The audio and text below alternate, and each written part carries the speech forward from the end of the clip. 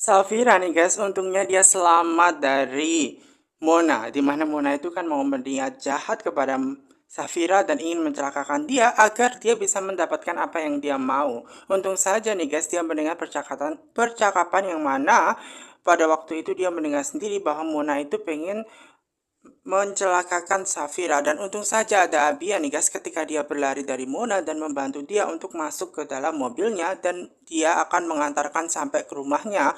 Namun sayangnya juga guys, di situ ketika Abian menolong dengan sangat baik hati, Safira ini masih kepikiran guys bahwa kayaknya memang selama ini Abian sering banget ngebuntuti dirinya karena ketemunya terlalu begitu sering seperti itu.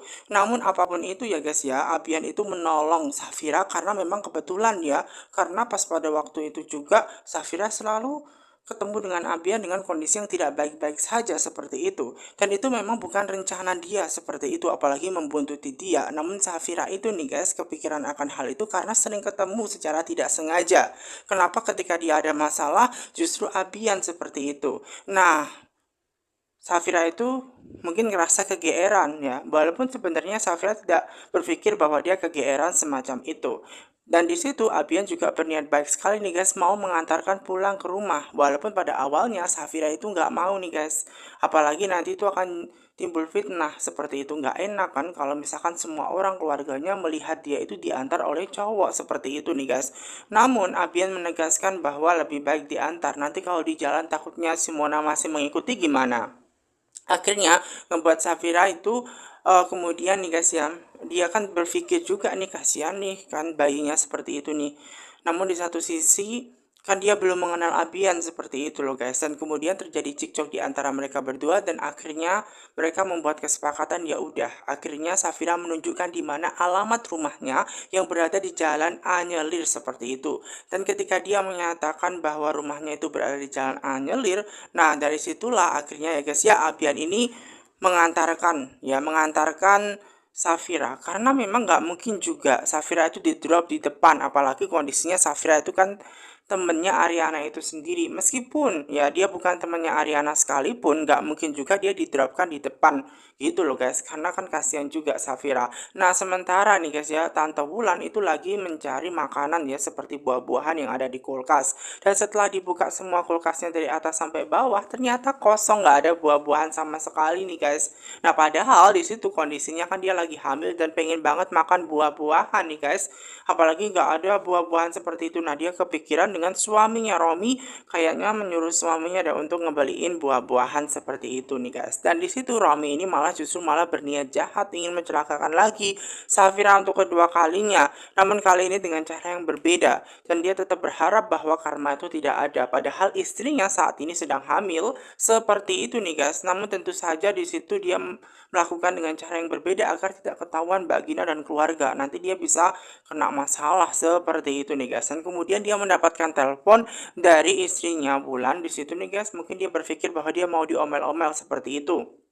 Nah kemudian di situ Wulan sengaja menelpon nih guys, dan dia bilang kepada suaminya bahwa di kulkas tidak ada buah satupun seperti itu. Nah kemudian Romi ini berniat mau membelikan buah di supermarket. Nah mendengar dia mau membeli buah di supermarket, kemudian si Wulan ini change her mind dengan dia itu mau minta dibelikan rujak seperti itu, rujak yang diulek seperti itu nih guys. Nah kemudian nih guys ya, Romi ini berpikir nih, aduh gimana ya dia nyarinya di mana rujak diulek sih, digublek atau di apa seperti itu. Nah kemudian istrinya ini nggak mau tahu, pokoknya suaminya harus bisa mendapatkan rujak ulek seperti itu nih guys. Dan kemudian di situ suaminya mengiyakan. Nah sementara Safira itu nih guys ya, memang ketemu Abian, dan Abian itu melihat sendiri kondisinya bahwa Safira itu selalu dalam bahaya. Padahal pada waktu itu kan kayaknya Mona itu baik banget loh dengan Safira. Lalu kenapa pada waktu tempo tadi itu kok kayaknya dia ketakutan banget dikejar Mona? Kira-kira itu apa sih sebenarnya masalah dia Mona dengan laki-laki Rafael itu apa seperti itu. Memang Abian tidak begitu tahu tentang seluk-beluknya Safira dan masalahnya. Makanya dia kepikiran itu dan berusaha untuk menanyakan terkait Mona itu. Tadi kenapa ketemu Mona kok kayaknya dia ketakutan seperti itu, ada apa? Bukankah dia baik seperti itu? Nah kemudian Safira mengatakan itu privasinya dia dan dia tidak mau mengatakan, dan akhirnya Abian ya udah deh seperti itu. Nah sementara itu ada Yuda nih guys. Nah Yuda ini nih bingung bagaimana cara bisa membebaskan Dania, karena dia begitu peduli banget dengan Dania, karena apa yang akan dipikirkan anaknya Loli jika ibunya di penjara. Makanya dia bingung nih guys, apa yang harus dia lakukan seperti itu. Nah kemudian dia teringat dengan ucapan yang dinyatakan oleh Dania itu sendiri, di mana Pak Gunawan itu memberi kabar kalau bahwasannya Dania itu adalah kakaknya Safira.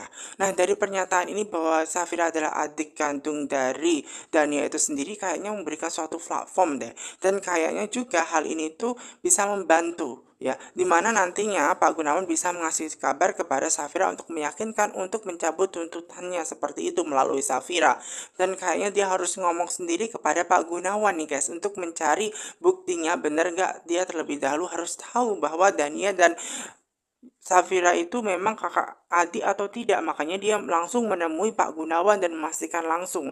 Dan setelah menemui Pak Gunawan, dia bertanya nih, dan memang pertanyaan ini sangat urgent sekali dan harus disampaikan. Dan dia menyampaikan bahwa Dania itu telah memberi kabar kepada Yuda bahwasannya benar atau tidak nih bahwa Dania itu adalah kakak kandung dari Safira. Mendengarkan pertanyaan itu membuat Pak Gunawan itu sebenarnya juga bingung nih guys, apa yang harus dia lakukan. Apalagi kondisinya di rumah takutnya kan didengar seperti itu oleh Lestari, istrinya. Makanya dia ketakutan, dia nggak tahu harus bagaimana nih guys, dia kan. Nah di situ nih guys ya, Yuda berusaha untuk menegaskan nggak usah, ya nggak usah bingung gitu loh. Nanti kalau memang benar seperti itu nih guys ya, maka Yuda ini akan membantu meyakinkan Dania, karena Dania itu deket banget kok dengan Yuda seperti itu. Yuda akan membantu seperti itu. Namun menurut Pak Gunawan itu nggak perlu, dan kayaknya dia punya rencana lain bagaimana cara menyatukan Dania dan juga Safira itu sendiri dengan caranya, dan nggak mungkin dia bilang seperti itu. Dan kemudian dia langsung menyatakan kepada Yuda untuk tidak bisa bilang akan hal ini dan dia tidak bisa membantu. Sayang sekali nih guys, pada harapan Yuda adalah mengetahui kebenaran akan hal itu, namun sayangnya Pak Gunawan tidak menunjukkan itu. Apalagi kan kondisinya saat ini ya, seminggu kemudian nih guys, mungkin minggu depan, bahwa sidang Dania itu akan dimulai. Takutnya dia akan dipenjara seperti itu. Kasihan kan, kasihan Loli nantinya seperti itu. Makanya ini adalah jalan satu-satunya seperti itu nih guys, bahwa Safira bisa membebaskan Dania nih guys seperti itu kalau benar mereka adalah kakak adik seperti itu. Namun lagi dan lagi nggak mungkin bahwa Pak Gunawan ini mau memberikan bukti itu seperti itu nih guys. Namun kalau dilihat dari gelagatnya Pak Gunawan kayaknya cemas seperti itu, dan kayaknya mungkin ya mereka kakak adik. Namun kenapa tidak menyampaikan bukti itu dan memberitahu kepada Yuda? Yuda bisa dipercaya. Namun ini memang Pak Gunawan sudah berjanji kepada Abdi, ayahnya Safira, untuk dia sendiri akan menyelesaikan permasalahan itu sendiri dan gak akan melibatkan Yuda seperti itu. Namun gugurlah, pupuslah Yuda nih guys untuk bisa mendapatkan bukti bahwa Safira dan Dania itu kakak adik. Waduh, hal ini itu adalah jalan satu-satunya nih, ya kan. Namun terkait Loli itu juga memang Pak Gunawan nggak usah khawatir, karena Yuda sudah merawat Loli dengan sangat baik seperti itu. Nah kemudian Yuda akhirnya pergi nih karena tidak mendapatkan info apa-apa, dan kemudian Pak Gunawan berusaha untuk mencari Lestari istrinya, namun ternyata tidak ada. Menurut Asri dia hanya pergi ke mall seperti itu nih guys, karena istrinya nggak jelas ya Lestari itu pergi kemana. Dan kemudian di situ dia berusaha untuk menelpon tuh istrinya, namun sayangnya tidak diangkat, dan membuat khawatir suaminya Pak Gunawan nih. Nah Yuda ini nih kepikiran terus nih guys tentang Dania dan juga Safira. Bagaimana cara membebaskan Dania? Kalaupun memang Dania dan Safira itu kakak adik, lalu kenapa disembunyikan? Apakah benar kebenarannya seperti itu atau tidak? Atau hanya Pak Gunawan itu merekayasa cerita? Lalu tujuannya Pak Gunawan merekayasa cerita tersebut, kebohongan itu buat apa? Seperti itu. Padahal kebenaran akan Dania dan juga Safira itu bisa menolong Dania untuk tidak dipenjara dan dibebaskan membebaskan tuntutannya seperti itu karena itu jalan satu-satunya. Namun sayangnya dia tidak bisa mendapatkan informasi apapun mengenai kebenaran bahwa Dania dan juga Safira itu adalah kakak adik nih guys. Aduh, benar-benar pusing dah. Yuda ini tidak tahu lagi apa yang harus dilakukan untuk bisa membebaskan Dania. Kemudian dia mau menghubungi Dania juga nggak bisa karena handphonenya lowbat. Nah sementara itu nih guys ya, Abian ini dengan baik banget mengantarkan Safira sampai ke depan rumah seperti itu. Namun sayangnya ketika Abian mengantarkan ke depan rumah dan Abian itu memang dilihat dia sendirian tidak bersama dengan Ariana. Nah, kemudian Mama Gina ini langsung pengen melabrak saja Safira. Dikiranya tadi ada gitu loh Ariana, ternyata sendirian. Langsung tuh dilabrakan ya. Dilabraklah tuh Safira, langsung dimarah-marahi seperti itu. Jadi Safira ini datang-datang langsung dimarahi. Kenapa kok dia datangnya tadi bersama dengan laki-laki, padahal kondisinya kan suaminya lagi hilang, kan kondisinya masih menjadi istrinya Julian. Lalu kenapa kok dia main pergi begitu saja dengan laki-laki? Di situ pada awalnya ya Safira berusaha mau menjelaskan, namun sayangnya Mama Gina ini sudah langsung mau marah-marah. Dia langsung memarahi Safira. Seharusnya Safira itu menjaga kehormatan sebagai seorang wanita. Walau bagaimanapun kondisi dia itu kan lagi jadi istrinya dan suaminya itu kan hilang. Nah, harusnya dia nggak kemana-mana dulu seperti itu nih guys, makanya menyalahkan. Nah, di situ untung saja ada Sisi berusaha untuk membantu meyakinkan mamanya, biarkan Kak Safira ini menjelaskan dulu kronologinya seperti apa kayak bisa bertemu dengan Abian. Mungkin dengan seperti itu nih guys ya, Mama Gina ini bisa teryakinkan. Makanya Safira ini nih guys, setelah ya dia dibantu Sisi untuk ngomong kepada mamanya, akhirnya Safira ini ngobrol nih guys. Memang pada awalnya dia bertemunya dengan Mona nih guys, namun sayangnya sendiri nih guys, ketika dia itu curiga dengan Mona yang mau berniat jahat kepada dirinya, akhirnya dia itu berusaha untuk mual-mual nih.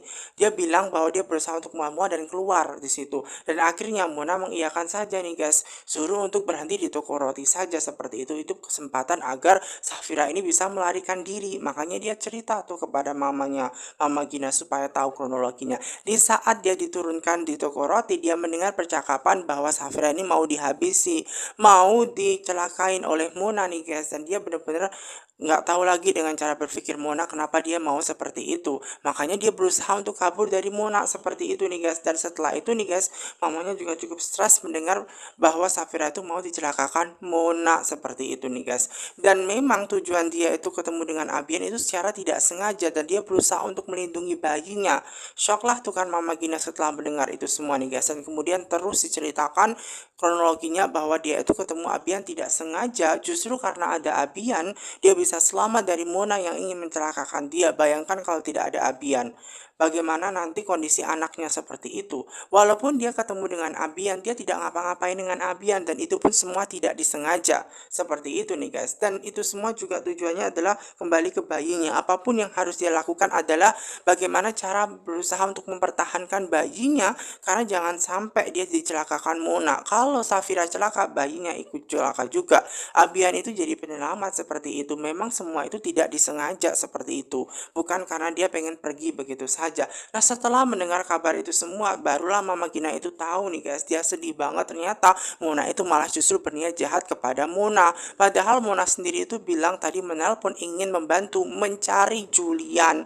Hanya saja karena di situ saking excitednya ya Safira itu mendengar kabar bahwa Julian itu sempat ditemukan oleh Mona, maka membuat dia itu sangat senang pengen ketemu dengan Mas Julian. Namun sayangnya momen tersebut dimanfaatkan oleh Mona untuk berniat jahat, itu yang tidak diketahui. Nah, akhirnya Mama Gina dan juga Sisi ini lebih protektif lagi ke depan. Kalau mau pergi kemana-mana harus izin bersama Mama Gina ataupun Sisi seperti itu, jangan sendirian lagi seperti itu nih guys. Dan memang di situ nih guys ya, memang Mama Gina lebih protektif lagi, kasihan nanti bayinya seperti itu.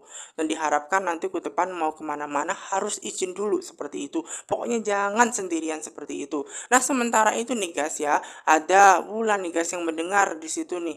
Apakah benar itu suaminya yang membawakan rujak? Ternyata di situ ada Mbak Gina nih. Dan Mbak Gina ini kok ternyata bersama dengan Safira lah. Bukannya Safira tadi itu di kamar ya, seperti itu. Nah, kemudian nih guys ya, karena itu juga dia bertanya kenapa Safira berada di luar kok bersama dengan Mbak Gina, membuat ya Mbak Gina ini marah kepada kepada Wulan, kenapa Wulan tadi tidak menjaga? Kok toh dia dari tadi kan sendirian di rumah, masa iya melihat Safira keluar di rumah kok dia nggak tahu seperti itu? Nah, namanya Tante Wulan itu nggak mau disalahkan, itu kan bukan salah dia sendiri, malah justru menyalahkan Safira kok malah keluyuran seperti itu. Padahal jelas-jelas dia kan mau keguguran, mau pendarahan seperti itu, dan sempat terjadi seperti itu tadi pagi. Oh, kok sudah keluar begitu. Nah, sisi ini nih guys, ya berusaha untuk menegaskan kepada tantenya untuk kalau ngomong itu di filter tersebut. Jangan langsung main nyerocos seperti itu. Nah, menurut Tante Wulan dia ngomong bener kok seperti itu. Percuma juga menurut Mama Gina kalau ngomong bersama Tante Wulan nggak ada ujungnya seperti itu nih guys. Nah, kemudian itu nih guys ya, terkait itu ada Romi nih guys ya, dimana Romi ini nih sengaja tuh ditelepon tuh ya, ditelepon istrinya karena tidak kunjung pulang padahal sudah ditunggu tuh rujaknya dari tadi. Makanya tuh ya Wulan berusaha nyerocos saja dari tadi nih. Nah, kemudian suaminya Romin menunjukkan bahwa dia sudah membeli tuh rujak ulek seperti itu, ditunjukkan langsung. Nah, ketika ditunjukkan langsung di hadapannya istrinya ketika melakukan video call, waduh seneng banget tuh, langsung ekspresinya berubah, seneng banget, dia nggak sabar nih kalau dia mau makan rujak ulek seperti itu pastinya. Dan di situ seneng banget pokoknya. Nah, namun sayangnya suaminya ini nggak habis pikir dengan istrinya lagi hamil, lagi ngidam, pengen rujak ulek, ntar tidur juga bersama rujak ulek, dan suaminya malah ditidurkan sendiri. Nah, itu nih guys yang bikin masalah. Nah, kemudian juga nih guys ada Pak Gunawan ini yang mencari tahu di mana keberadaannya Safira melalui orang supaya cari tuh. Karena kan memang Safira itu lagi di bawah Mona. Namun sayangnya Pak Gunawan ini nggak tahu kalau Safira itu sudah ditolong Abian. Nah, sementara itu datang juga lah itu anaknya Rafael tuh. Lagi pusing bagaimana nih, dia nggak tahu lagi dengan sikap istrinya nih guys. Ya, bahwa ingin mencelakakan Safira seperti itu. Dan di situ semua itu salahnya Rafael itu sendiri. Harusnya Rafael tidak gegabah, dan benar perkataan dari ayahnya sendiri pada awalnya bahwa Mona itu adalah wanita monster, wanita jahat. Seharusnya Rafael lebih berhati-hati dan tidak langsung main egonya saja, suka sama Safira di hadapan istrinya dan langsung menyatakan seperti itu. Ternyata justru malah wanita yang istrinya tersebut itu mau berjahat ya, mau jahat kepada Safira.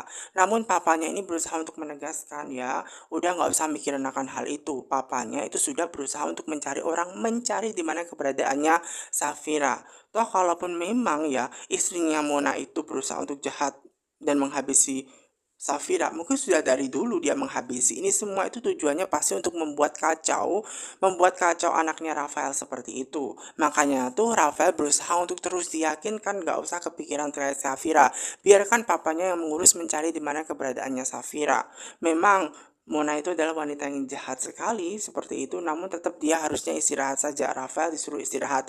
Tiba-tiba datanglah tuh ya Mona ke rumah nih guys, mencari di mana keberadaannya Rafael. Nah, setelah datangnya Mona nih ditanya tuh sama Pak Gunawan di mana dia menyembunyikan Safira. Kemudian dia nggak bilang nih, langsung saja dia pergi ke kamar mencari Rafael nih guys. Dan setelah itu dia langsung menemui Rafael. Rafael ini nih tanya tuh kepada istrinya di mana keberadaannya Safira. Kenapa dia berusaha ingin mencelakakan Safira seperti itu? Makanya dia marah-marah kepada Daniel, langsung memegang tangannya Daniel, langsung memegang tangannya Mona istrinya. Karena dia kecewa dengan istrinya Mona nih guys. Seharusnya Mona tidak melakukan tidak kejahatan kepada Safira. Seperti itu loh guys. Dan seharusnya dia tidak berniat jahat kepada Safira nih guys. Nah, karena itu juga nih guys ya, bahwa ya suaminya Rafael itu belum tahu loh kalau ternyata Safira tuh udah bebas dari dirinya. Nah, momen tersebut justru dipakai istrinya Mona untuk melanjutkan niat jahatnya ya, untuk menguasai Rafael pastinya seperti itu. Karena Rafael ini masih belum tahu kalau Mona itu sudah kembali ke rumah, diselamatkan Abian seperti itu. Namun di situ juga nih guys ya, Rafael terus menekan Mona untuk bicara di mana keberadaannya Safira tersebut. Ya, namun di situ ya Rafael tidak punya daya apapun karena ya istrinya Mona mengancam dia akan mencelakakan ya lewat anak buahnya, dan dia bilang bahwa Mona itu sudah menyekap Safira di suatu tempat yang aman. Kalau misalkan nanti ya suaminya Rafael tidak menuruti apa yang dimau Mona, bisa saja tuh ya langsung menyuruh anak buahnya meminta Safira itu untuk langsung dijegurkan aja tuh ke jurang seperti itu nih guys. Dan mendengar kata semua itu nih guys ya, membuat ya suaminya Rafael ini sangat marah seperti itu nih guys. Namun di satu sisi Rafael tidak punya daya apapun ya guys ya. Dia harus menuruti apa yang dibicarakan, apa yang diminta oleh istrinya Mona. Kalau tidak, maka Mona tidak akan segan-segan untuk mencelakakan Mona seperti itu nih guys. Maka dari itu nih guys ya, karena kebetulan juga suaminya itu belum tahu bahwa Safira itu sudah bebas nih guys, momen tersebut dipakai dia nih. Dia bilang kepada suaminya untuk nulis ya pernyataan yang mana dia tidak akan pernah kembali dengan Safira, dan juga dengan bahwa dia itu nggak akan pernah menceraikan istrinya Mona guys. Dia harus bikin pernyataan itu, walaupun pada awalnya nggak mau, dia nggak punya pilihan nih. Pas waktu dia mau menandatangani itu nih, tiba-tiba dia mual nih, dia muntah, dia kesakitan nih guys, sehingga kepalanya dipusing. Nah, karena kepalanya pusing, nggak banyak pikiran, kemudian dia mau lari tuh ke kamar mandi nih guys, seperti itu nih guys. Nah, istrinya melihat nih, ih ngapain sih seperti itu nih. Nah, itu yang jadi pertanyaan istri.